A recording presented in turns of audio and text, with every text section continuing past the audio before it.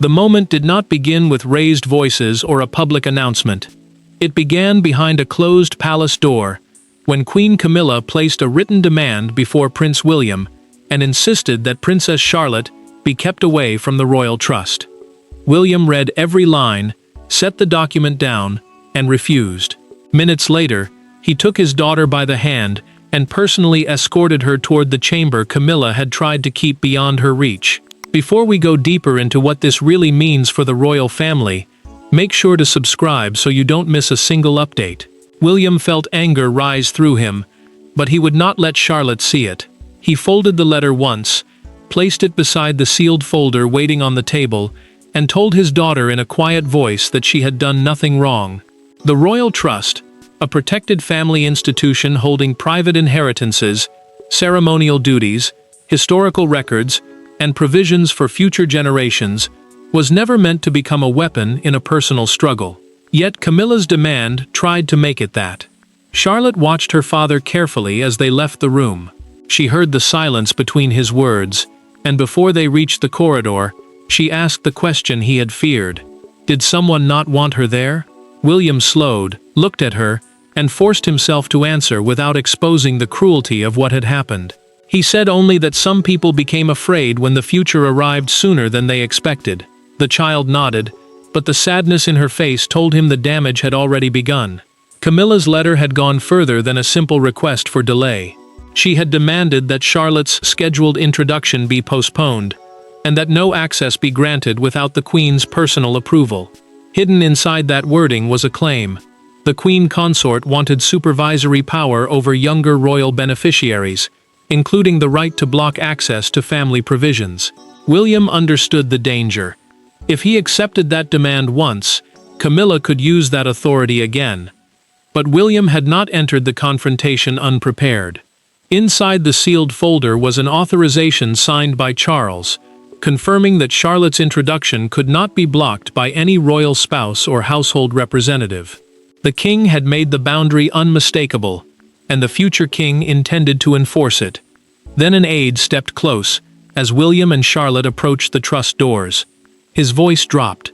Camilla was waiting inside, and she had no intention of allowing the first seal to be opened without confronting him. William had refused her demand on paper, but beyond the trust doors, Camilla was preparing to force him to refuse her face-to-face. For William, the journey toward the royal trust was not about documents, wealth, or palace privilege. It was about the young girl walking beside him, trying to remain composed, while adults fought over her future. For Camilla, however, Charlotte's arrival represented something far more threatening. A new generation stepping into a space she had struggled for years to influence. Between them stood a father who had finally decided that silence was no longer protection. William remembered how duty had entered his own childhood through closed meetings, sealed folders, and decisions explained only after they had already been made. He had learned early that royal children could become part of plans they did not understand, and he refused to let the same cold distance shape Charlotte. The Royal Trust, a protected family institution responsible for private inheritances, ceremonial duties, historic records, and future family provisions, mattered because entry created more than access. It marked recognition, responsibility, and a permanent place in the monarchy's long-term structure. Catherine had prepared her daughter carefully for that wait.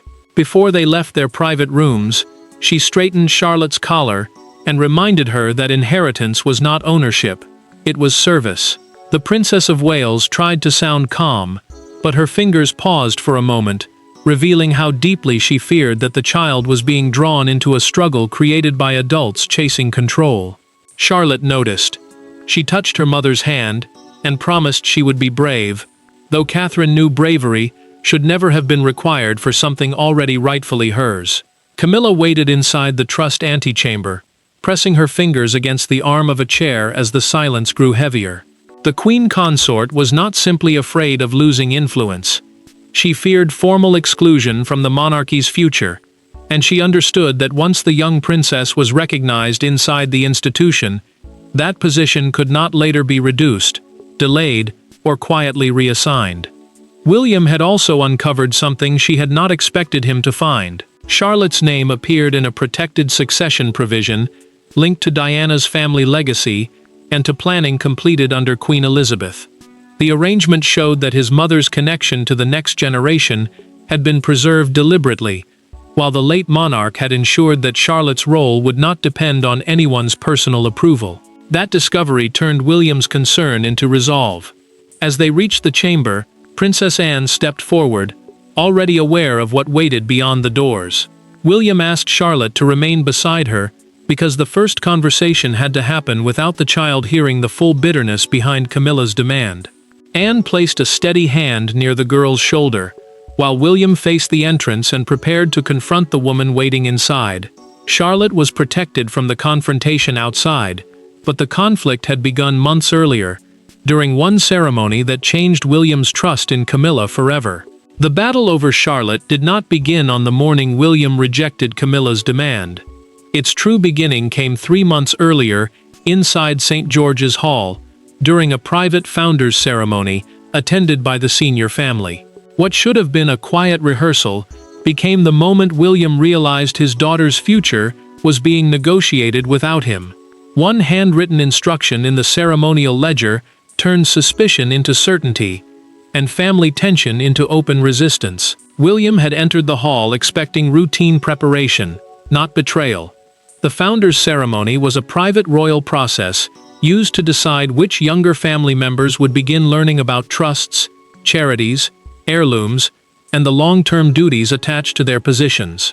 Charlotte's name already stood beside George's under a provision approved during Queen Elizabeth's final years, allowing both children to receive guidance suited to their age. That protection mattered, because early instruction shaped who would understand the monarchy's responsibilities before power and public pressure reached them. Then Camilla picked up the pen. Without consulting William or Catherine, she drew a firm line through Charlotte's name and wrote, "Deferred pending Queen's review," before passing the ceremonial ledger to a waiting secretary. The ledger was the official record used to confirm those approved for preparation, which meant the words were not a casual note. They were an attempt to alter a decision already settled. William closed the book immediately. His voice remained low as he asked why she had changed the list, but the anger beneath his control was unmistakable. Camilla replied that Charlotte was too young, and that too many royal futures were being shaped by emotion rather than judgment. The Queen consort held his gaze, yet she offered no explanation for why George remained untouched. William understood the message. His daughter had been singled out. Princess Anne watched disbelief harden across his face. She saw him grip the ledger, release it, and walk away before restraint failed him in front of the family. Later, she found the prince alone, near the hall doors, one hand pressed against the book's edge, as though holding himself steady. Anne told him plainly that no royal spouse possessed unilateral authority to delay the trust preparation of a blood royal. A queen consort shared the sovereign's public life, but did not automatically control the rights of descendants. Camilla's instruction was therefore not procedure, it was an attempted expansion of power. William acted quietly after that warning. Through a formal request recorded by the trust secretary, he obtained the original papers and discovered Charles's sealed authorization inside them. The document included a clause preventing spouses or household representatives from interfering with an approved beneficiary's entry. He could have exposed Camilla that night. Instead, he waited, knowing that if she tried again, his answer would not be another argument. It would be an irreversible act. That second attempt had now arrived, and William entered the chamber carrying both the original authorization and months of restrained anger. Camilla rose before William had fully entered the chamber. There were no courtiers between them, no cameras, and no ceremony to soften what followed.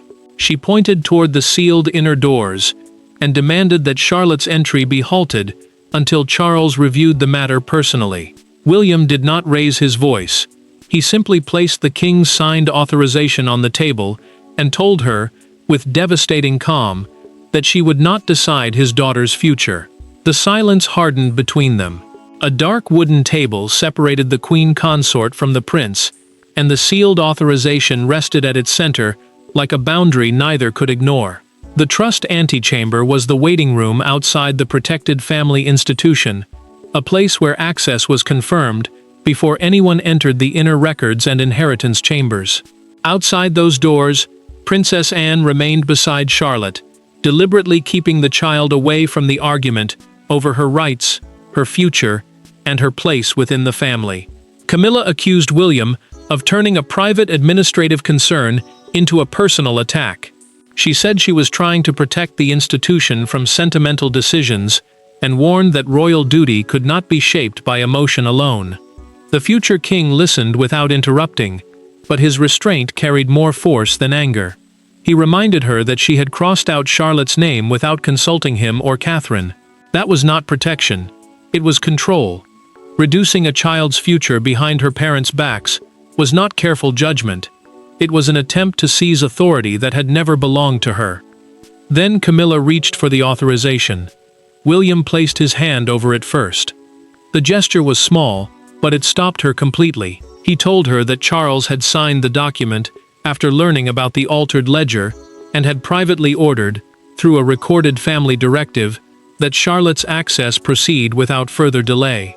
The king had not merely approved the entry, he had protected it from interference. Camilla's face changed. She understood at once that the monarch had known about her actions and had chosen not to warn her.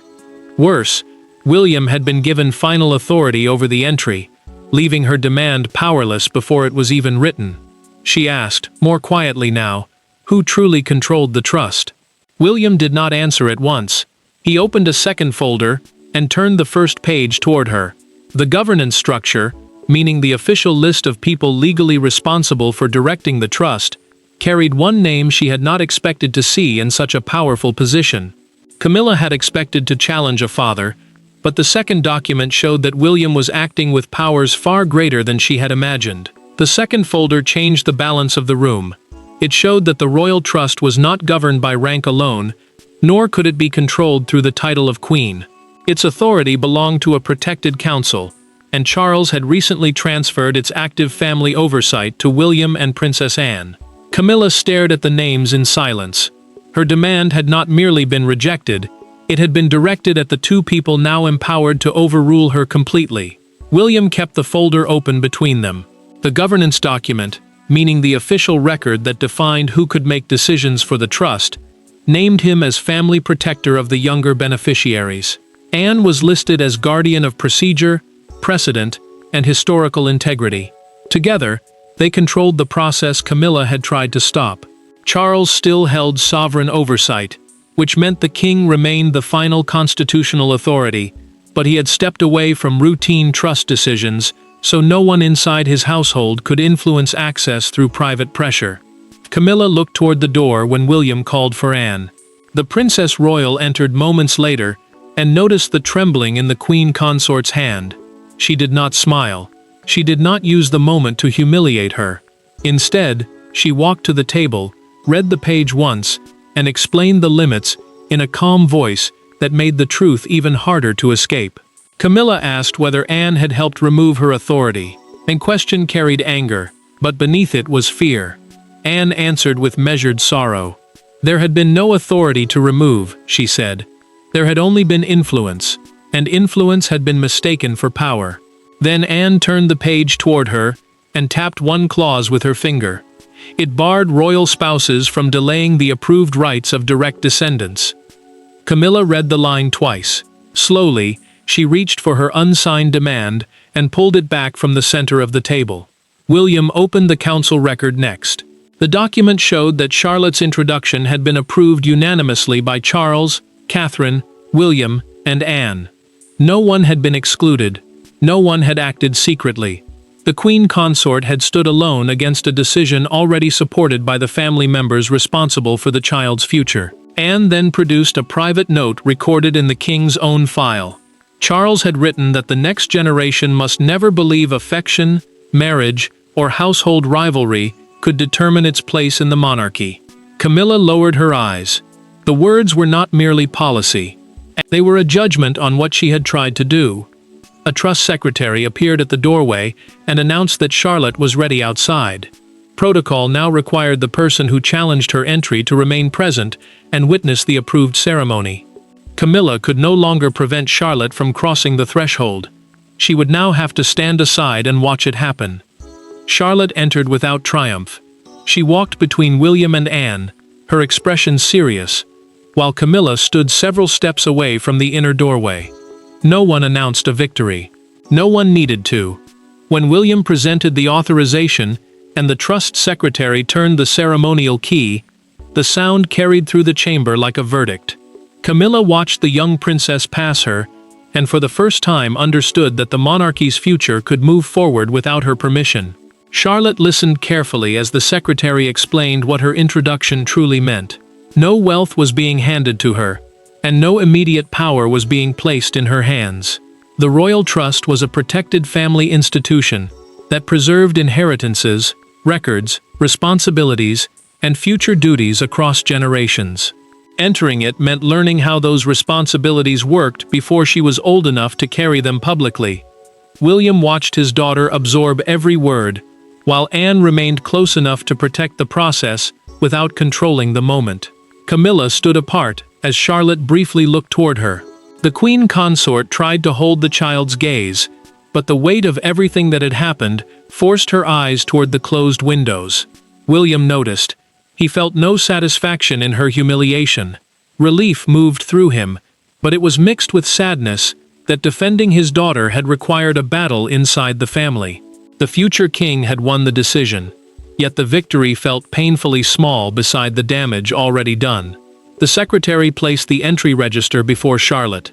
It was the official book recording those formally introduced to the trust, and the responsibilities they would one day inherit. When he offered her a pen, her hand hesitated. William placed his hand beside hers, not guiding the signature or pushing her forward, but silently reminding her that the choice belonged to her. She took a breath and wrote her name. Anne then signed beneath it as procedural guardian, confirming that every rule had been followed. Then the secretary opened a narrow compartment and removed a sealed letter prepared by the late queen. Charlotte could not read it until a future milestone, but its existence proved that her place had been considered long before Camilla's objection. The decision was not sudden. It had been protected across years. Camilla received one final blow. Her written demand would be preserved beside William's refusal in the permanent trust record. The attempt to delay Charlotte would never be erased or quietly forgotten. Camilla left alone when the ceremony ended. But before William could follow, Charlotte touched his arm and asked for one private conversation. The adults believed the decisive moment had taken place at the trust door, yet Charlotte's quiet words would reveal the deeper cost of what had happened. There were no officials in the small room where Charlotte finally spoke to her father. William had expected questions about the trust, the sealed letter, or the responsibilities she had just inherited. Instead, his daughter asked why Camilla seemed frightened of her. The simplicity of the question stripped away every palace argument. In that instant, William understood that the real danger had never been a disputed document. It was allowing a child to believe her existence had become a threat. William sat opposite Charlotte, with no advisors, family representatives, or formal records between them. The ceremony had ended, yet the emotional weight of it remained. The royal trust was not simply a store of wealth or family history. It was a protected institution that prepared younger royals for future duty, responsibility, and service. That was why the conflict mattered. By trying to delay Charlotte's entry, Camilla had turned a moment of preparation into a struggle over belonging. Charlotte explained that she had heard only fragments through the corridor doors. She did not understand every clause or argument, but she understood enough to know that her presence had upset someone inside the family. William felt guilt tighten in his chest. He had believed distance would protect her, yet silence had only left space for fear to grow. William admitted that adults sometimes confused protecting their positions with protecting the people they loved. He told her that fear could make even powerful people act as though another person's future threatened their own. Charlotte listened, then said softly that she did not want Camilla to lose anything because of her. The compassion in those words unsettled him more deeply than anger ever could. William moved closer and knelt beside his daughter's chair. He promised that she had not entered the trust to replace anyone, defeat anyone, or prove herself more important than anyone else. Her place had already existed. The ceremony had simply recognized it. Then Charlotte revealed what had happened after the doors opened. In a quiet corridor exchange heard only by the two of them, Camilla had leaned toward her and said, "This was never supposed to happen today." The words exposed how certain the queen consort had been that her demand would succeed. They also confirmed that the child had been made to feel like an unexpected problem. William rose with a new decision forming. He would not use Charlotte as a symbol against Camilla, nor would he allow the written dispute to continue through private retaliation. Her position would remain protected, but the conflict had to end with a clear family settlement. That evening, he requested a private meeting with Charles and Camilla. He carried no legal folders and no council papers. He carried only his daughter's question. The next decision would not be made by clauses or signatures, but by whether three adults could finally face what their struggle had done to a child. By morning, the private conflict had become a national story. Yet it was not Camilla's failed demand or William's legal authority that captured public attention. It was one photograph, Prince William, leaving the trust entrance with Charlotte beside him, his hand resting protectively on her shoulder, while the young princess looked straight ahead. The image appeared across Britain as a symbol of generational change. A father choosing his child's security over palace pressure. The palace moved carefully, but silence could no longer contain the meaning of what had happened. An official communication confirmed that Charlotte had completed her scheduled introduction to the royal trust under the authority of William, Anne, and Charles. The institution was a protected family body responsible for inheritances, historical records, education, and future duties. Entry did not hand the child wealth or power. It began her preparation for service and confirmed that her place could not be changed through private pressure. The statement avoided naming Camilla's demand. Even so, the sequence was impossible to hide. An objection had been raised, the objection had been rejected, and the young princess had entered with her father beside her. By midday, a national newspaper printed the photograph beneath 4 words that struck like a public verdict: a father's refusal. Outside Windsor Castle, a small crowd gathered behind the barriers. Some spoke quietly about William's decision, while others watched the gates in silence. Then one woman raised a handwritten sign above her head: "Let children inherit duty, not family fear." The message spread quickly because it captured what formal statements could not. This was no longer only a dispute over procedure. It was about whether palace influence could make a child feel unwanted. Catherine watched the broadcast from Kensington Palace and struggled to control her emotion. A commentator described Charlotte not as a rival within the family, but as a young royal being prepared for service. The Princess of Wales lowered her eyes for a moment, relieved that the public had seen her daughter's humanity, rather than turning her into a weapon against the queen consort. Camilla saw the same front page alone at breakfast. She closed the newspaper slowly, and understood that public sympathy had settled around William and Charlotte. Her influence had not merely failed behind closed doors, it had become the very thing the country feared.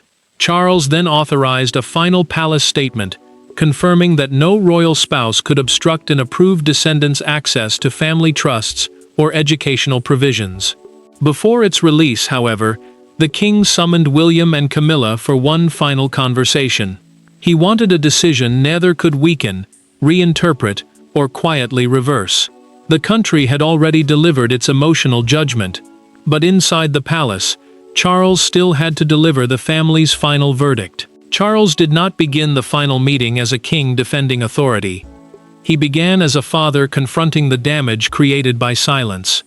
William sat opposite him, while Camilla remained near the end of the table, where her original demand had been placed. There were no advisors and no legal documents. Charles spoke plainly. Charlotte's position would remain protected. William's decision would stand, and never again would a child's future become leverage in an adult struggle for influence. Charles confirmed that Charlotte's entry into the royal trust was permanent, valid, and supported by every family authority responsible for her future. The institution, a protected body managing family records, inheritances, education, and long-term royal duties, could not be manipulated through household pressure. No later decision could reverse her admission or delay the preparation already approved for her. The king also reaffirmed William's authority to protect his children, while Anne would continue guarding trust procedures against personal interference. Camilla finally spoke without defensiveness. She admitted that the younger generation's rise had made her afraid of becoming irrelevant. Her attempt to postpone Charlotte's introduction had never truly been about age or readiness. It had been driven by insecurity and by the fear that influence she had spent years building was slipping away. The queen consort lowered her voice as she acknowledged that the child had carried the emotional cost of that fear. William listened, but he did not soften the truth. He told Camilla that fear could explain her demand, yet it could never excuse using Charlotte's position to preserve personal power. The future king refused revenge, but he insisted upon boundaries strong enough to protect every younger royal from the same pressure. Charles reached for the original letter. He tore it once through the center and placed both halves on the table. The monarch declared that the demand had no standing, no future force, and no place in family policy. Camilla then signed a recorded family agreement, withdrawing from all decisions involving the younger royal's trust access. She kept her title and dignity, but the informal influence she had tried to exercise was ended. William returned to Charlotte and told her that nothing had been taken from anyone so she could enter.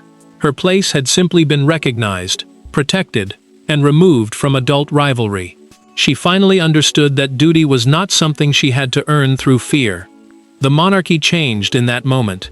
William proved that fatherhood would shape his leadership.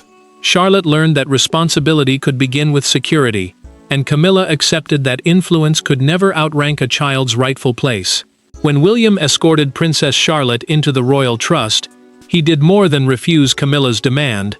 He ended an era in which palace influence could quietly shape a child's destiny, and replaced it with a promise that the next generation would enter its future protected, prepared, and unafraid.